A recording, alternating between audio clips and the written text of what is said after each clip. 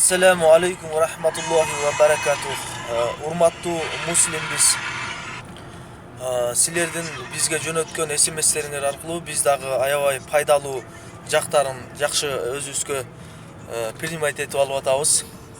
Аябай жакшы намаздын убактылары дагы кыйынчылыкка түйшүккө түшкөн учурларда же болбосо дагы бир ушундай нерселерге ушундай учурларда бир эмеден чыга албай калган учурларда бизге ушул SMS-тер аркылуу пайгамбарыбыздын айткан хадистери, Куранда келген аяттар аркылуу бизге которулуп келгени бизге аябай эме болуп атат, таасир кылып атат, бизге аябай жакшы эмелерди кылып атат.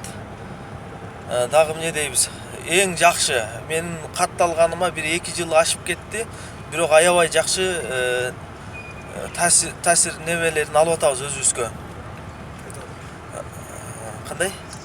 Пайдалуу жактарын алып атабыз. Силерге терең ыраазычылыктарды билдиребиз менин семьям атынан. Ассаламу алейкум ва рахматуллахи ва баракатух.